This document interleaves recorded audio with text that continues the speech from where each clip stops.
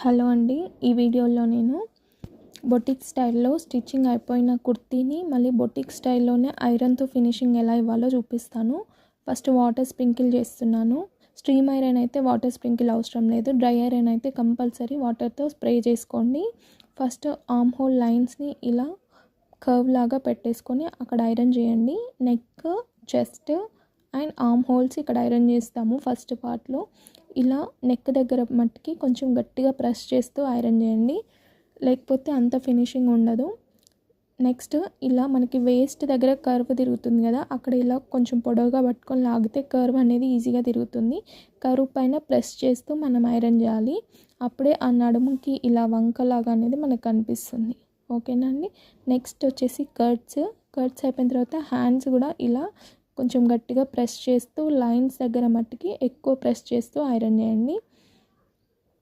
Hands కూడా ఇలా కొంచెం గట్టిగా ప్రెస్ చేస్తూ ఐరన్ ఇవ్వండి. సో చూసారు కదా ఎంత నీట్గా ఉంటుందో. లైన్స్ అనేవి మనకి క్లియర్గా కనిపిస్తాయి.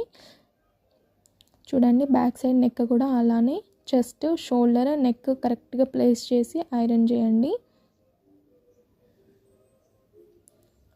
చూడండి, మనకి చాలా నీట్గా వస్తుంది. నెక్స్ట్ ఇలా వ్రింకిల్స్ ఎక్కడైతే ఎక్కువ ఉన్నాయో అక్కడ కొంచెం వాటర్ ఎక్కువ స్ప్రే చేసి ఐరన్ చేయండి. ఇక్కడ నేను మీకు ఇంకొక టిప్ చెప్తాను చూడండి.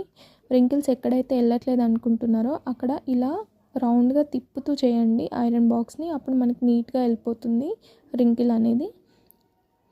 నెక్స్ట్ ఇలా కర్ట్స్ని ఈక్వల్గా పెట్టుకొని ఐరన్ చేయండి. సో ఇది వచ్చేసి మనకి 46 సైజ్ కుర్తీ అండి.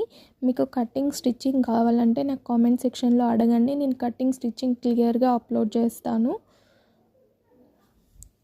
సో ఇక్కడ మనకి లైన్స్ అనేవి అందరికీ ఈక్వల్గా రావండి. మీరు ఏం చేయాలంటే కట్స్ని పట్టుకొని 4 ఫోల్డింగ్స్ వేస్తే మధ్యలో లైన్స్ ఫామ్ అవుతాయి.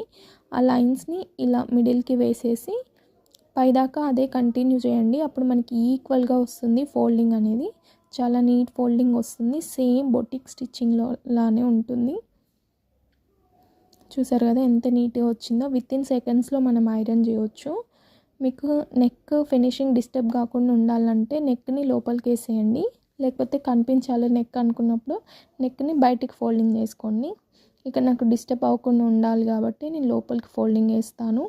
చూడండి, మనకి నెక్ కూడా ఎంత నీట్గా ఎంత స్టిఫ్గా వస్తుందో చూడండి.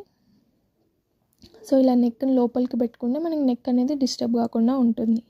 ఓకేనా అండి. నేను మీకు ఇంకో కుర్తీ కూడా చూపిస్తాను. చూడండి ఎంత స్టిఫ్గా ఉందో. ఈ రెండు కూడా వితౌట్ లైన్